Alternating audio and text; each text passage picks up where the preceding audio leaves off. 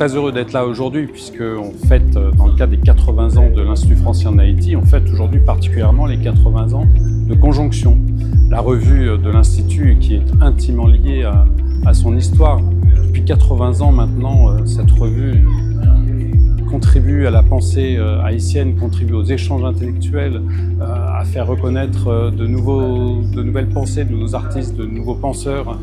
Et c'est évidemment une mission essentielle, donc on est très heureux aujourd'hui de pouvoir célébrer ces 80 ans en relançant le numéro 229 qui est justement consacré à la pensée haïtienne, mais aussi en lançant le numéro 230 qui est consacré à la littérature haïtienne d'expression créole.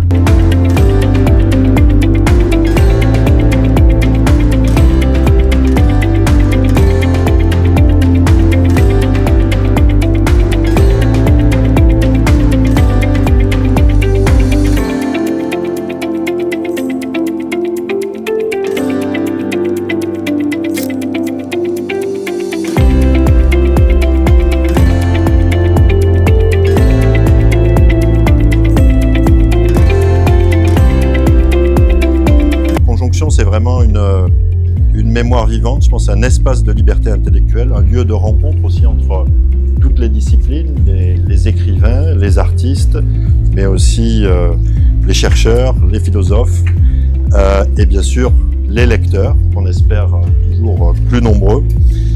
C'est une revue qui a accueilli certaines des plus grandes voix d'Haïti et qui permet aussi, c'est un patrimoine parce que ça préserve aussi toute une mémoire intellectuelle.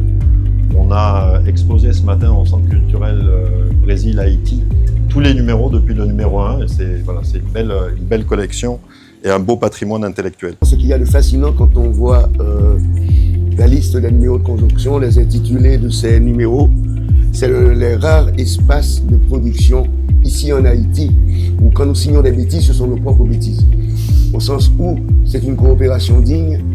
Je ne pense pas qu'on ait imposé des thèmes, d'ailleurs je pense que je n'aurais pas accepté. Oui, on n'a pas imposé des thèmes, on n'a pas imposé une ligne à Conjonction. C'est vraiment un espace d'une relation, je dirais d'égal à égal, entre Haïti et la France.